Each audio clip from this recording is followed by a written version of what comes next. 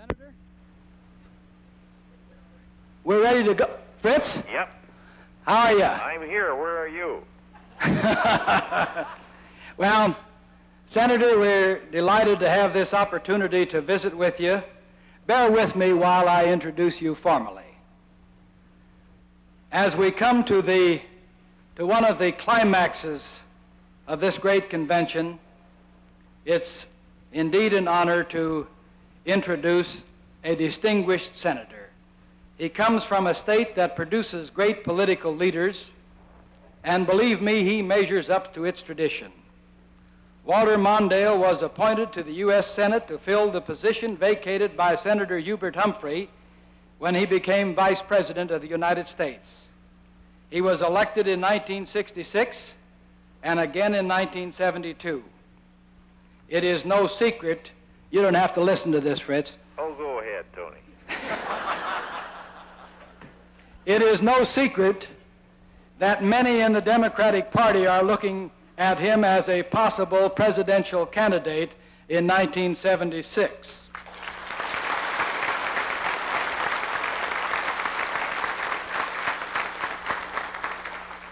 It seems you've got a friend or two in the House. Senator Mondale is a member of the Senate Committee on Labor and Public Welfare. And in terms of the things we've discussed here at this convention on the need for reaching outside of agriculture to make sure we have the kind of support we need, that membership is indeed an important one.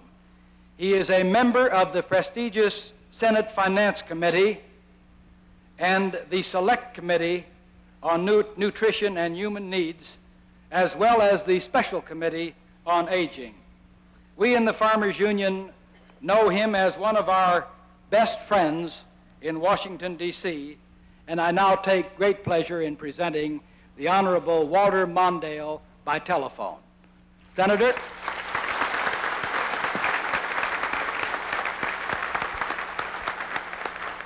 Well, Tony, thank you very much. It seems to me like you're getting better every year. That introduction was so good I almost believed it. Let me say that, first of all, that I apologize for not being there tonight. When Tony asked me to speak this evening, we both understood that since it was in the middle of the week and in the congressional session, there was always a chance that I might not be able to make it. And unfortunately for me, but I think not for you, today just happened to be a classic time when we couldn't be there. And Tony and I agreed I better stay back. There's only 100 of us, and we had some very close votes today on the whole question of highway funds, and one of the key questions was whether the Highway Trust Fund, as it relates to rural primary and secondary roads, would continue to be untouched for other purposes. And I'm pleased to say that we beat off an amendment that would have untied the whole Highway Trust Fund by a rather substantial margin, but perhaps even more significantly, at about 6:30 tonight, the United States Senate passed almost overwhelmingly a new law which would prohibit the President of the United States from impounding highway funds that we need for rural America.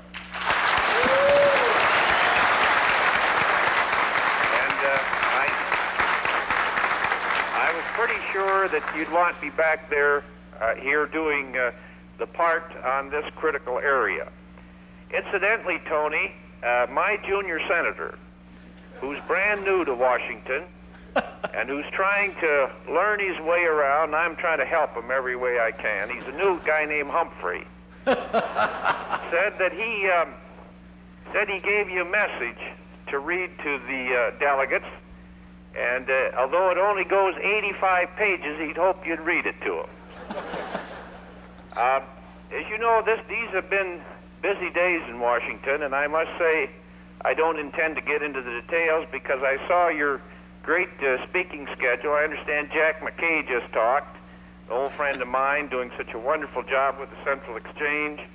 You've heard from Barney Molesky and Jim Patton and Irma Angevine and Congressman Foley and so many others that I won't go into many of the details that I'm sure you've discussed. But there's one bit of news that has not hit the newspapers yet, and I think I ought to announce it tonight. You may have heard that Agricultural Secretary Butts was, in addition to being made Secretary of Agriculture, also given a new position known as Presidential Counselor. Now, in that new job, he's entitled to an office right in the White House. And on the first day that and you may not have heard this, but on the first day that he went to the White House, he made a mistake. And instead of going to the office that had been assigned to him, he went into Henry Kissinger's office and sat down there and worked all day. Kissinger arrived late that morning, and he had a little trouble remembering which office he worked in because he'd been gone to Paris and Moscow and Peking and so on. So by mistake, he went to the office intended for Secretary Butts and worked there all day. At the end of the day, Mr. Butts had developed a strong program, a multi-billion-dollar program to revitalize North Vietnam. At the end of Dr. Kissinger's day, he'd come up with a plan to withdraw from rural America in 90 days.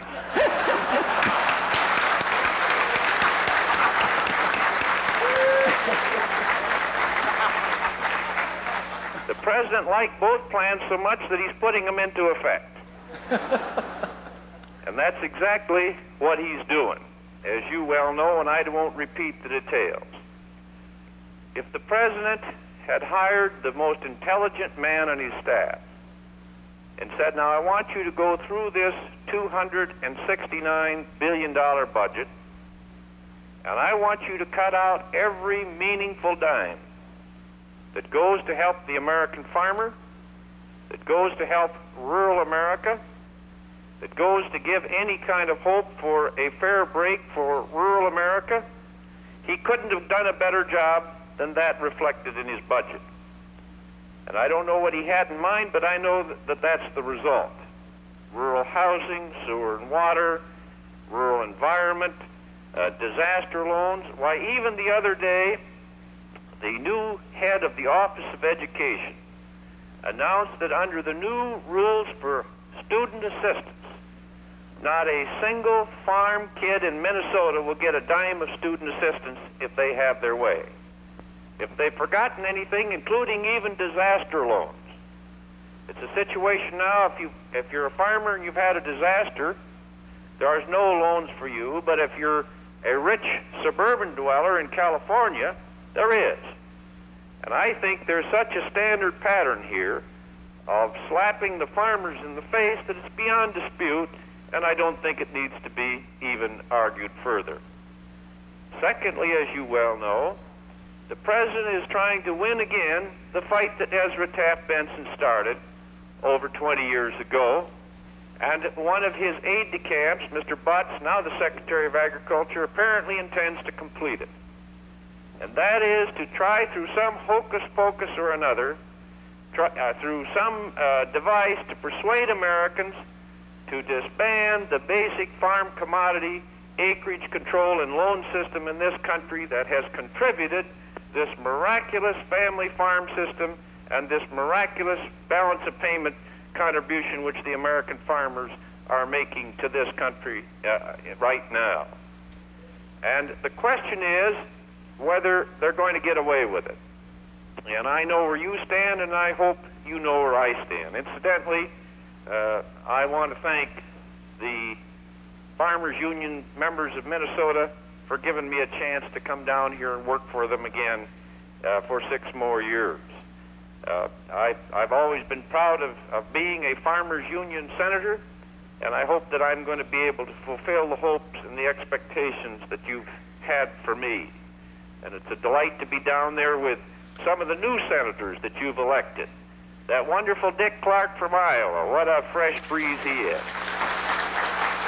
And that Jim Aberest from South Dakota. You know, he's all right, but every day now he asks me to call my Indians home from Wounded Knee. And I say they're not done yet, Jim. Just leave them there for a while. Floyd Haskell from Colorado, who's doing such a wonderful job. You've sent some remarkable new men down there to speak for rural America, and now I think you've got a right to hear us speak up and fight for you. And I think that's our job. Now, I think there are several points that ought to be made here. First of all, we can't win this fight with rural senators and farm senators and congressmen alone. But it's darn sure we have to have every farm senator and every farm representative, or we're going to have an awful time winning this fight. So the first thing that we must do, and the first thing that you must do when you get home, is to go see every one of us, whether we're Democrats or Republicans or socialists, or if we don't know, get us aside and tell us that we need a strong, united fight for rural America and these farm programs right now. Now, there are some people who think that they're going to get away from and avoid this fight from rural America. And what they're saying is, forget these farm programs, forget the commodity programs, forget rural electrification and telephones and all the rest. We've got an answer for all that. It's called trade. Through trade, everyone's going to be prosperous, and we can dump all of these programs that we've found necessary in the past. Now, let me say this, and I think this is well known by everyone listening to me. Trade this past year has helped farm income. There's no question about that.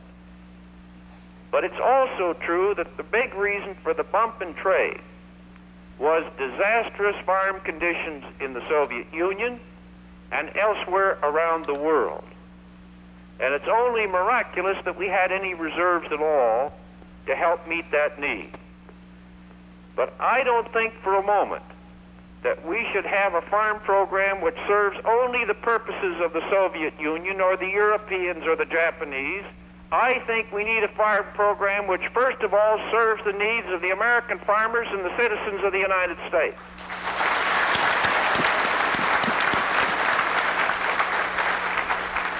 And our program works hand in hand with trade. We believe in it. Because as trade expands, we can expand production. If trade contracts, as it well could, as the common market expands, as if the Soviets have a good crop this year, as the Japanese get protectionist if they do, we can contract that production and through good loan programs and storage programs still keep a decent income out on the farm. I think it's a two-way bargain here. The farmer's willing to produce, but I think the American people are also willing and should stand behind a program that prevents disaster in rural America. Now, that argument has to be made. Don't let them get off the hook on the grounds that trade's going to answer all the questions. We need trade, but we also need a farm program that's going to make the difference. A farm program for American farmers and for rural America. The second issue, and we might just well state it plainly, this country has to serve notice that Mr. Nixon was elected President of the United States and not Emperor of the United States.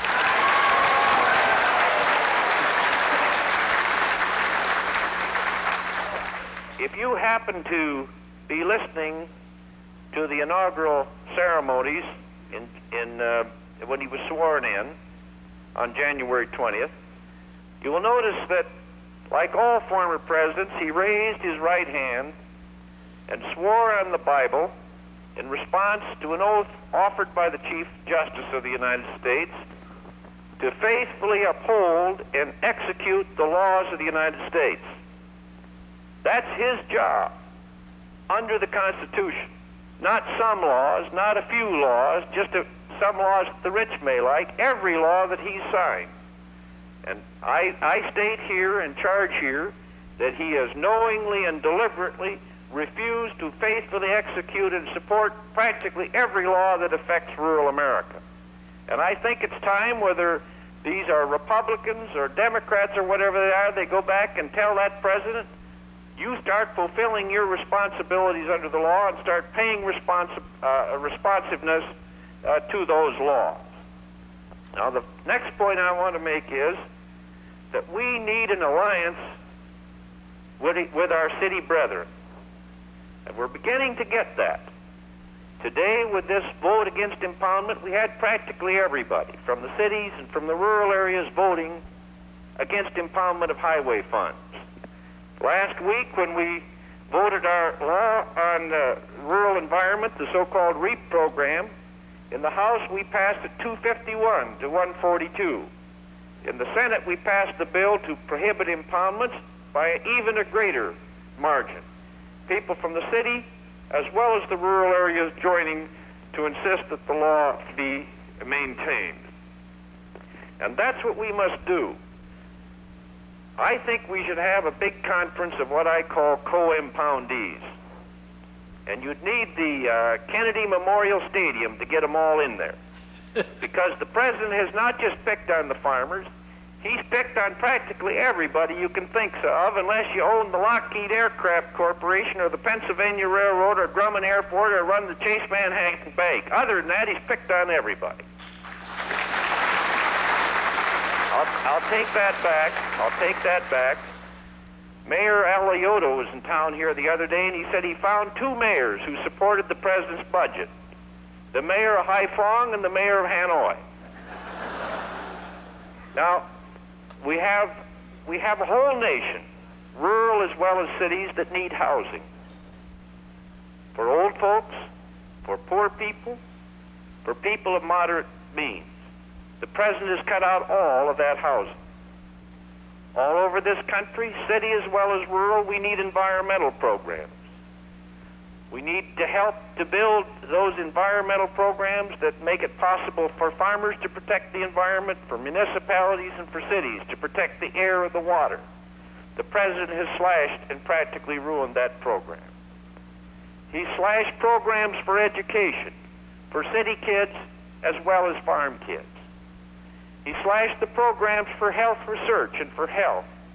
And can you imagine the President of the United States proposing an $8 billion increase for the Defense Department as the war in Vietnam ends, while he adds $1 billion to the hospital cost of the old folks of this country, charging them over 50% of the cost of minimum health care?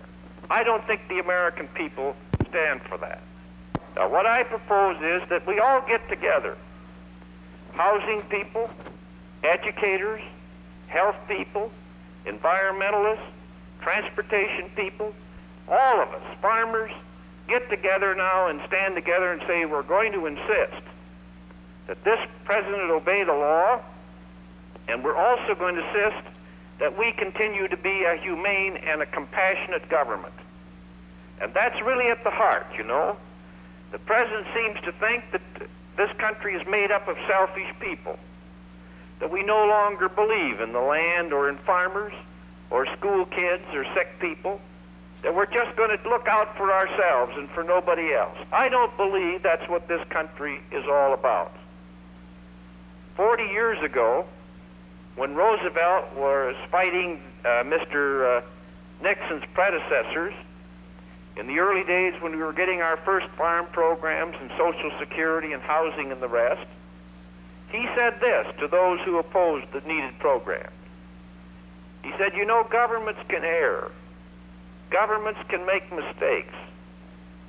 But the divine justice, we are told, judges the sins of the warm-hearted and the sins of the cold-blooded on a different scale.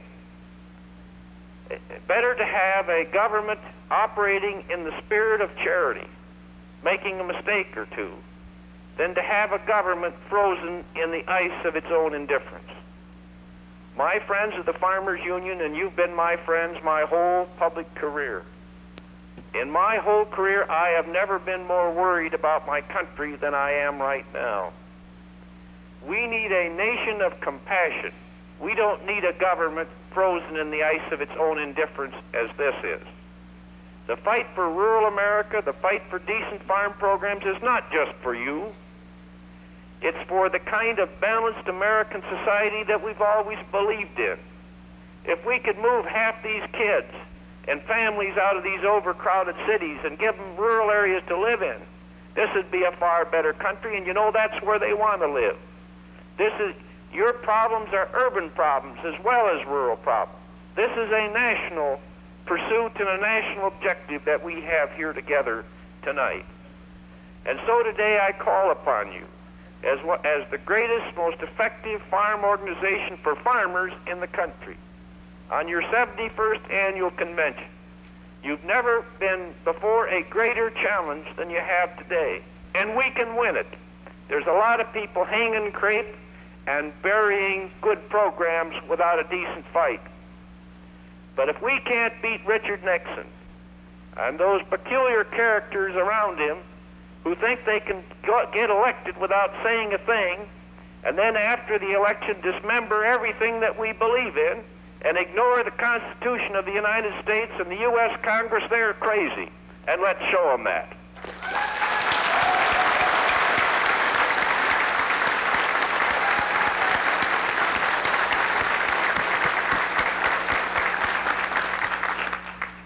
Years ago, Roosevelt told Congress, "We have accepted a second Bill of Rights under which a new basis of security and prosperity can be established for all.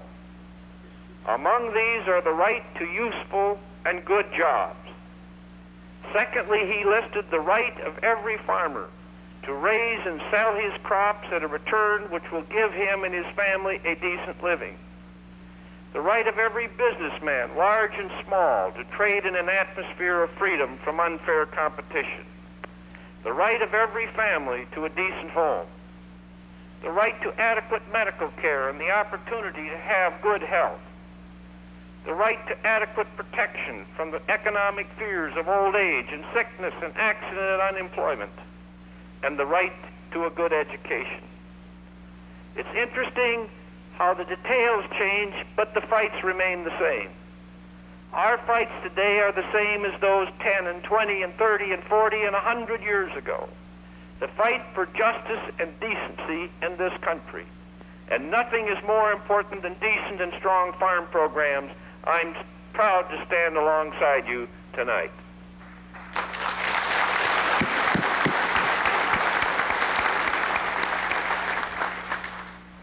You can go to sleep now, Tony. Thank you very much, Senator Mondale.